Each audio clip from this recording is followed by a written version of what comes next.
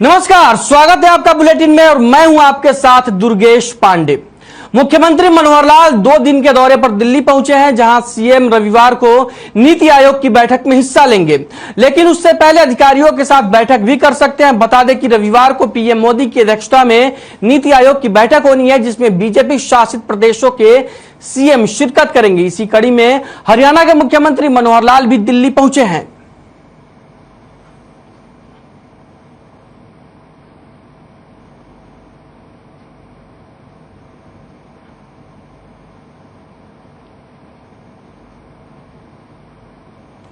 वहीं करनाल में मुख्यमंत्री मनोहर लाल ने होंडा कंपनी के सहयोग से स्थापित किए गए driving training centre research institute का उद्घाटन किया। सड़कों की दुर्घटना मुक्त बनाने के लिए चालकों को उच्च प्रशिक्षण देने के लिए प्रदेश में करीब 12 ऐसे सेंटर खोले जाएंगे। लगभग 9.25 एकड़ भूमि पर बने ड्राइविंग प्रशिक्षण और अनुसंधान संस्थान के लिए सरकार ने भूमि दी है और कंपनी ने 34 करोड़ की लागत से इस सेंटर का निर्माण किया है।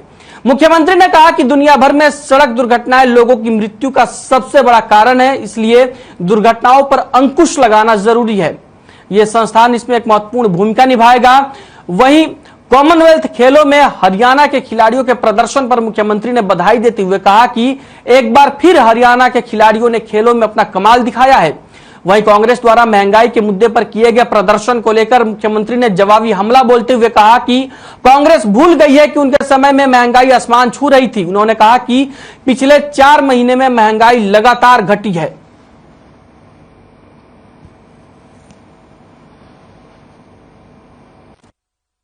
देखिए, यहाँ जो ट्रेनिंग की फैसिलिटी है वो एक सड़क के माध्यम से दी तो जाती है, उसके अलावा काफ़ी सारी चीज़ें कंप्यूटराइज करी गई हैं।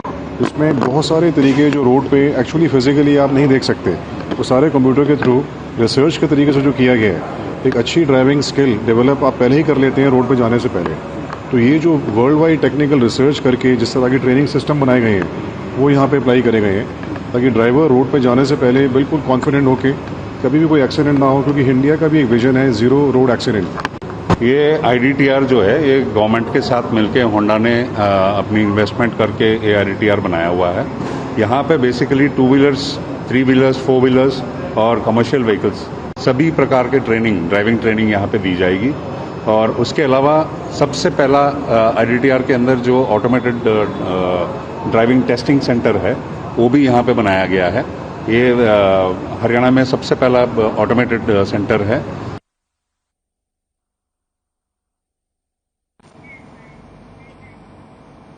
वहीं कॉमनवेल्थ गेम्स में हरियाणा के पहलवान दीपक पूनिया ने 86 किलो भार वर्ग में देश को गोल्ड मेडल दिलाया है।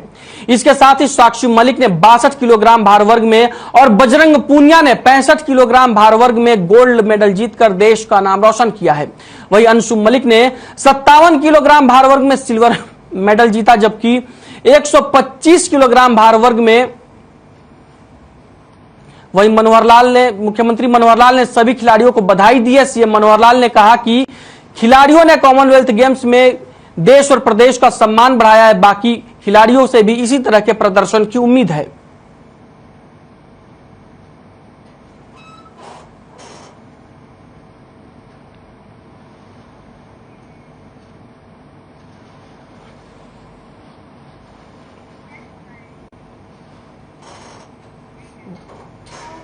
बजरंग पूनिया ने एक बार फिर से अपने बेहतरीन प्रदर्शन से दुनिया में भारत का नाम रोशन किया है। कॉमनवेल्थ गेम्स 2022 में कनाडा के मैकलिन लाचालान को 65 किलोग्राम भार वर्ग फ्री स्टाइल रेसलिंग में हराकर पूनिया ने गोल्ड मेडल पर कब्जा किया। वहीं बजरंग पूनिया के परिवार में इससे खुशी का माहौल है, साथ ही उनके गांव में भी जश्न मनाया जा रहा है।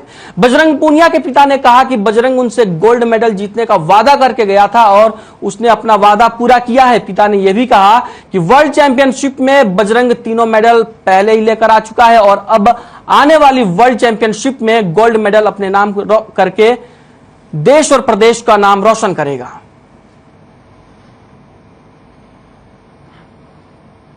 वादा करी गया था और वो करके निभा के दिखा दिया। मेरा बेटा शेर की राव दाड़ मारता है मैट पर, और 2018 में गोल्ड लिया था इसमें कॉमनवेल्थ में। और ये महीना खुशी का हमारे लिए, अपने इंडिया में झंडा फहराएगा।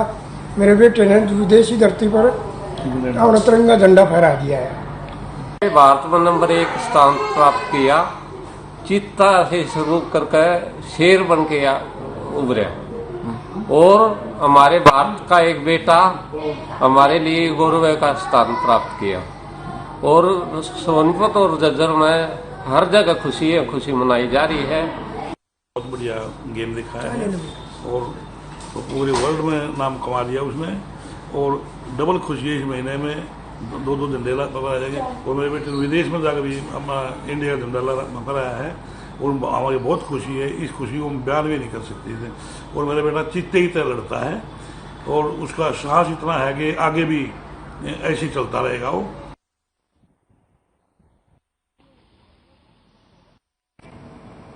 वहीं जींद की अंशु मलिक ने राष्ट्रमंडल खेलों में रेसलिंग में सिल्वर मेडल अपने नाम किया है। अंशु की सफलता को लेकर उनके परिवार में खुशी का माहौल है। अंशु की सफलता पर उनके पिता का कहना है कि अंशु 2013 से तैयारी कर रही थी और उनकी बेटी से गोल्ड की उम्मीद थी, लेकिन वो कोहनी की चोट की वजह से अच्छा प्रदर्शन नहीं कर पाई। उनका कहना था कि पदक आने से हरियाणा में कुश्ती की तरफ युवाओं का रुझान और बढ़ेगा।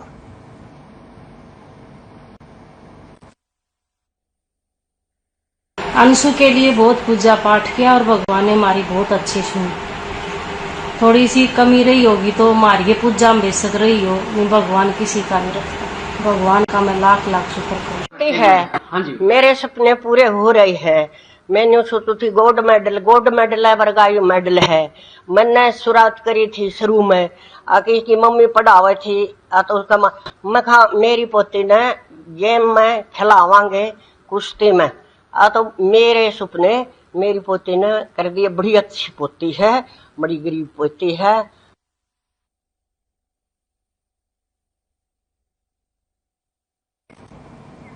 वहीं कॉमनवेल्थ गेम्स में पाकिस्तान के खिलाड़ी को हराकर गोल्ड पर कब्जा करने वाले बहादुरगढ़ के गांव छारा के दीपक पूनिया के घर में जश्न का माहौल है। दीपक के पिता का कहना है कि दीपक ने गोल्ड मेडल लाने पर पूरा गांव खुश है। उन्होंने कहा कि दीपक बेशक ओलंपिक में गोल्ड से चूक गया था, लेकिन कॉमनवेल्थ में गोल्ड लाकर उसने इस कमी को पूरा कर दिया है। उन्होंने सरकार से गांव में एक स्टेडियम बनवाने की मांग की जिसमें खेल प्रतिभाओं को आगे आने का मौका मिल सके।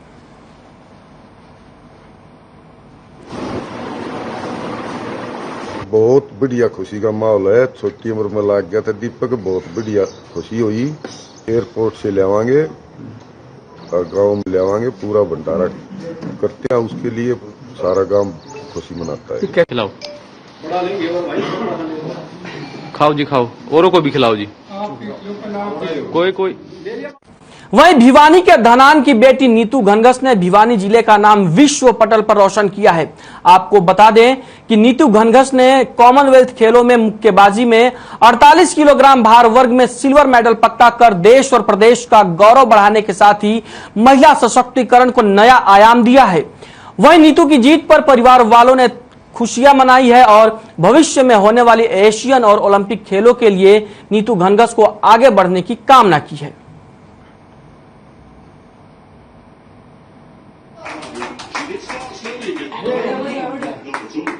आज मेरी बेटी नीतू घनघस ने देश के लिए सिल्वर मेडल पक्का किया है और कल गोल्ड मेडल के लिए लड़ेगी। और हमारे परिवार को, हमारे पूरे धनाना गांव को और पूरे देशवासियों को इस पर खुशी है। कॉमनवेल्थ में सिल्वर मेडल जीता है जी मेरी बेटी ने। आगे और उम्मीद है जी मेरी बेटी पूरा गोल्ड लेके आवेगी जी। एशियन गेम भी आएगा जी। 2024 में ओलंपिक है जी। मेरी हमारी पूरी उम्मीद है।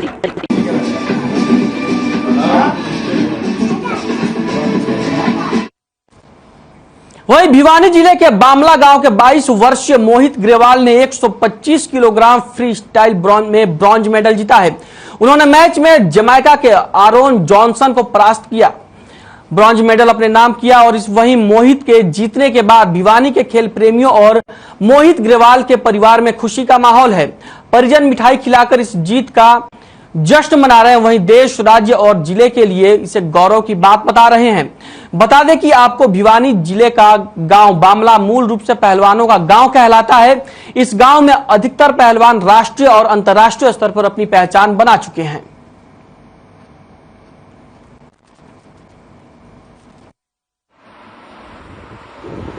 पोता जीत के आए मेरा, फिर जीत तो मेडल घने ले रहा सर। हाँ अब बहुत खुश हुई। माता जी के फोटो 40-45 जाते में एक चूल्हा रोटी हाँ सर। हाँ और पोता वे लिया भी कहता को मेरा तुम तो कर ले। हाँ फोटो से फिर जीत के आओ, फिर 2 मेडल मिले थे। नहीं बहुत खुश है, पूरा गांव खुश है भाई, सारा गुआंढ सब बहुत सब खुश है। इसमें सब थी तो गोल्ड की आशा सबने भाई, ब्रोंज आ गया भी अच्छा है, बहुत अच्छा होया है। सब देशवासियों ने भी बहुत दुआ करी है, बधाइयाँ दी है, बहुत बधाइयाँ आ रही है। बहुत अच्छा मेडल करवा के बहुत लाएगा।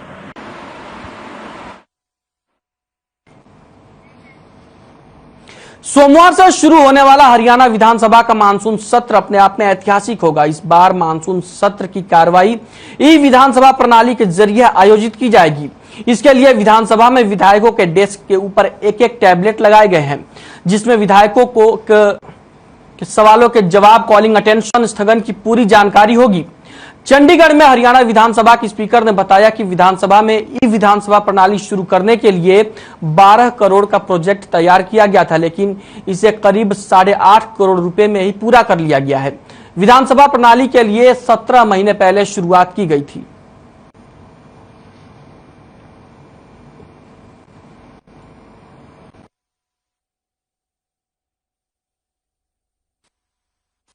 देखिए 8 अगस्त को हरियाणा विधानसभा का मॉनसून सत्र शुरू होने जा रहा है। ये सत्र एक ऐतिहासिक सत्र होगा, क्योंकि ये सत्र पूरी तरह से ई विधान के अंतर्गत प्रायोजित किया जाएगा।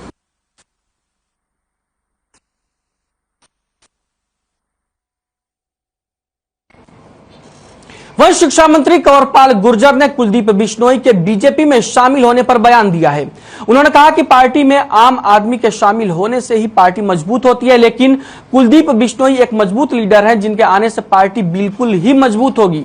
तो वहीं कांग्रेस समेत भूपेंद्र सिंह हुड्डा पर निशाना साधते हुए उन्होंने कहा कि भूपेंद्र हुड्डा सही कहते हैं, कुलदीप के जाने से कांग्रेस को कोई असर नहीं पड़ेगा, क्योंकि कांग्रेस आज इस हालात में है कि कोई आए या जाए इससे कोई फर्क नहीं पड़ता।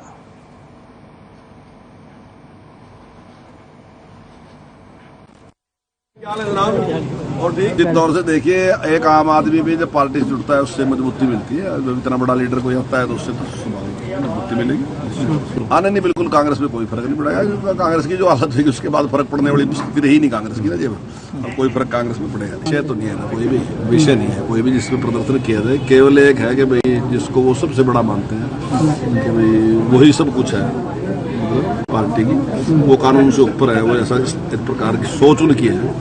मैं समझता हूँ गलत सोच है। अगर मुकदमा दर्ज भी आया था तो 2012 में आया था, कोर्ट के द्वारा आया था। हमने कोई मुकदमा दर्ज नहीं किया, उसकी इंक्वायरी करा रहे। कोई भी आदमी अगर कानून नहीं मानेगा तो उसको भुगतना पड़ेगा, वो जो आम आदमी थे। बहुत बहुत शुभकामनाएं, बहुत बहुत बधाई। और पूरे देश को, पूरे प्रदेश को इसी प्रकार की उम्मीद थी, और हमारे नौजवानों ने, हमारी लड़कियों ने, लड़कों ने भी इस प्रकार से देश का मान सम्मान बढ़ाया और प्रदेश का, और विशेष करके झज्जर वालों ने कमाल कर दिया। आज तो झज्जर की जय जयकार है।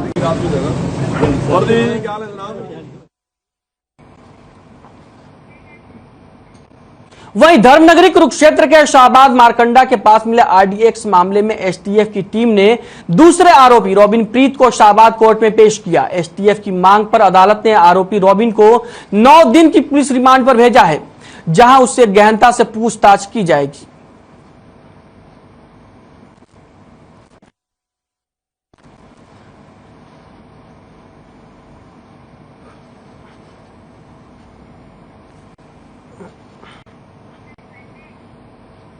भिवानी में साइबर क्राइम के एक मामले का पुलिस ने खुलासा किया है और मामले में एक आरोपी को भी गिरफ्तार किया है। इसके साथ ही पुलिस ने लोगों से अपील की है कि वे सावधान रहें और गलतियां ना करें और ना ही किसी के बहकावे में आए।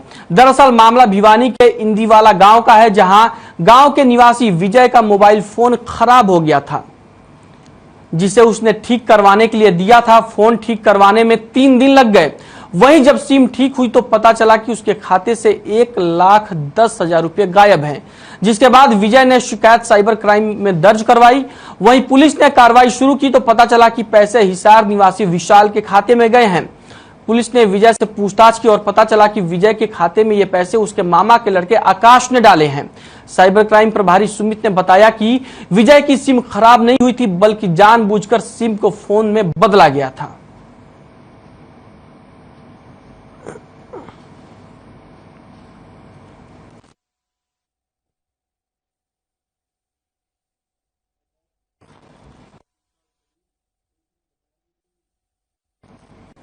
वहीं पुनाना का बिजली विभाग बिजली चोरी को लेकर पूरी तरह से गंभीर है। बिजली विभाग की टीम ने एसडीओ अशोक शर्मा की अगुवाई में सुबह 6 बजे शहर में अलग अलग 5 जगहों से बिजली चोरी पकड़ी। टीम ने इस दौरान बिजली चोरों पर करीब 12 लाख रुपए का जुर्माना लगाया। बिजली विभाग के एसडीओ अशोक कुमार शर्मा ने बताया कि उन्हें शिकायत मिली थी कि पुनाना शहर में चल रहे कुछ आरओ प्लांट पर बिजली की चोरी की जा रही है, जिसके बाद विभाग ने टीम तैयार की और स्थानीय पुलिस के सहयोग से सुबह 6 बजे कार्रवाई को अंजाम दिया गया।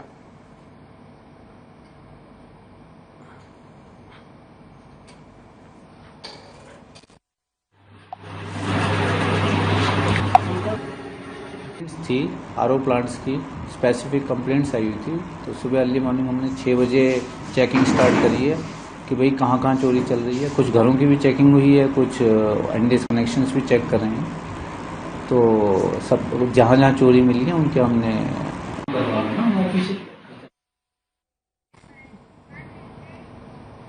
वहीं बादली में चोरों के हौसले दिन ब दिन बुलंद होते जा रहे हैं। चोर एक के बाद एक चोरी की घटनाओं को अंजाम दे रहे हैं। ताजा मामला बादली से सामने आया है, जहां बेखौफ चोर चोरी की नीयत से एक घर में घुस गए। वहीं इसकी भनक परिवार को लगी तो परिवार वालों ने एक चोर को मौके पर ही पकड़ लिया और 2 चोर भागने में कामयाब रहे। वहीं इसकी सूचना जब पुलिस को दी गई तो पुलिस मौके पर पहुंची और पुलिस ने चोर को अपने काबू में लेकर आगे की कार्रवाई शुरू कर दी है।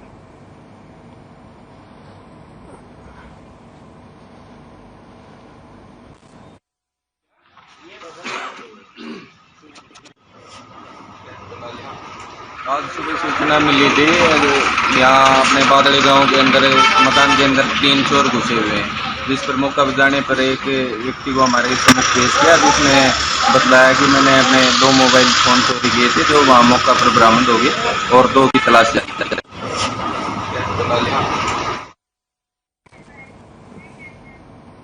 वहीं पानीपत जिले से एक हैरान कर देने वाला मामला सामने आया है, जहां बिहार के पटना जिले से 4 नाबालिग बच्चे, जिनमें 3 लड़कियां और 2 लड़के हैं, भागकर आए हैं, जिनको समय रहते पानीपत सिटी थाना पुलिस ने पानीपत के ऐतिहासिक देवी मंदिर से बरामद किया।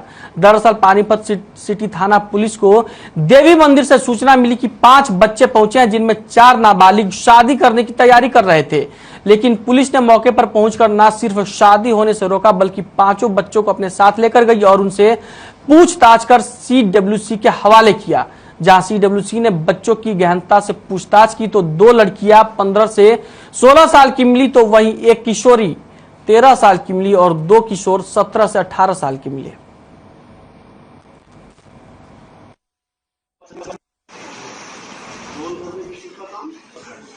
जबकि इसके विपरीत जब तहकीकात हुई, तफ्तीश हुई, सीडब्ल्यूसी की काउंसलिंग हुई, पुलिस ने अपनी कार्रवाई की, तो इसमें कुछ और ही तथ्य निकल करके आए सारे। ये 4 बच्चे नहीं, इसमें एक और लड़की जो थी, अभी हमें बाद में पता लगी जब बिहार पुलिस वहाँ से आई है, तो इनकी FIR दर्ज इनके घर वालों ने करवा रखी है। तो इसमें अभी फैक्ट ये है, ये 4 बच्चे नहीं बल्कि 5 बच्चे बिहार पटना से निकले। गांधी मैदान वहाँ एक जगह है, उसके आसपास के एरिए के रहने वाले हैं और स्कूल में ये 5 बच्चे पढ़ते हैं। हमारे यहाँ केस दर्ज था, इनकी लड़की का अपहरण हो गया है, लेकिन यहाँ से सूचना मिला, इस थाना से सूचना दिया गया कि 2 लड़की और 2 लड़का हमारे यहाँ बरामद है, जिसको हम यहाँ जो CWC है हमारे यहाँ चाइल्ड वेलफेयर वाले, उन लोग के यहाँ रख दिए हैं। तो फिर हम लोग सूचना के आधार पर आए हैं, तो सारे लोग नाबालिग हैं, जितने लोग, ये लोग 6 लोग हैं ग्रुप में, सारे नाबालिग हैं। तो अभी उस पर पूछताछ कर रहे हैं, देखते हैं क्या है क्या नहीं, कौन पीछे है।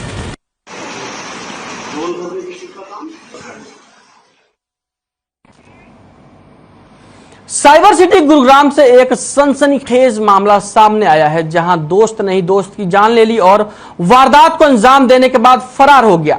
फिलहाल मृतक के परिजनों की शिकायत पर पुलिस ने मामला दर्ज कर लिया है और आरोपी की तलाश में जुट गई है। देखिए रिपोर्ट।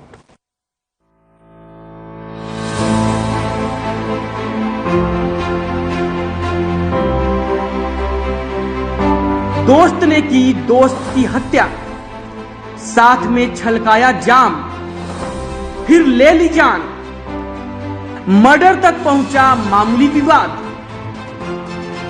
यह कहानी है गुरुग्राम के बिलासपुर थाने के नूरपुर भोड़कला गांव की, जहां रविंद्र नाम के शख्स ने साहिल नाम के शख्स की हत्या कर डाली। मृतक साहिल के परिजनों की माने तो साहिल और आरोपी रविंद्र दोनों गहरे दोस्त थे।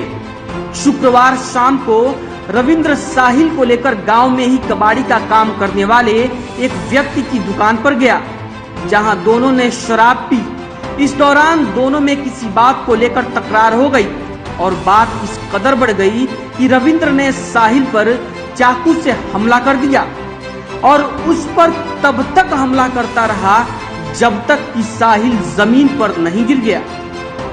जहाँ पे ये घटना हुई है वहाँ पर एक कबाड़ी की दुकान थी, गाड़ी का मोटर मैकेनिक का काम करता है, जिसकी दुकान पे ये घटना हुई है।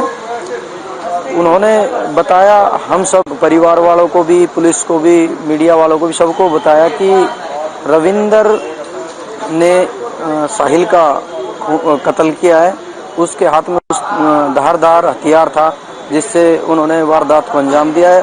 साहिल की आवाज़ सुन के वो दुकान से बाहर आया है। बाहर आने के बाद उन्होंने देखा कि साहिल जो है खून से लथपथ है, तो उन्होंने जब उसको छुटवाने की कोशिश की तो जिसने वारदात, रविंद्र ने जो वारदात की है वो कबाड़ी की तरफ भी लपका, लेकिन कबाड़ी अपने होश-हवास में था, वो वहां से घटनास्थल से भाग गया। मृतक के भाई की माने तो जिस जगह झगड़ा हुआ उसके पास ही कबाड़ी की दुकान है।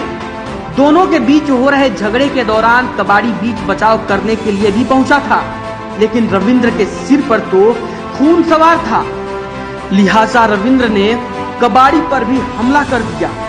रविंद्र के गुस्से को देखकर कबाड़ी वहां से भाग निकला और साहिल के पिता को झगड़े की जानकारी दी। जब वो लोग मौके पर पहुंचे तो साहिल खून से लथपथ पड़ा था, जिसे इलाज के लिए हॉस्पिटल ले गए तो डॉक्टरों ने उसे मृत घोषित कर दिया। सुबह जब उठा ना 6 बजे तो लड़का बोला मेरा भाई, लड़का अस्पताल में है। जब मैं आया तो डेथ हो गई।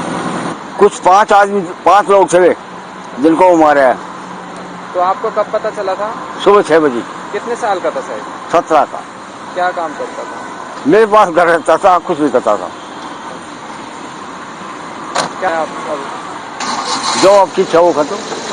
पुलिस से क्या करते हैं? जो भी आपकी करो वो कर दो, कोई भी खत्म नहीं। मामले की जानकारी मिलते ही पुलिस हॉस्पिटल पहुंच गई और शव को कब्जे में लेकर जांच शुरू कर दी। वहीं वारदात को अंजाम देने के बाद आरोपी रविंद्र फरार हो गया है। मृतक के भाई की शिकायत पर पुलिस ने रविंद्र के खिलाफ हत्या का मामला दर्ज कर लिया है।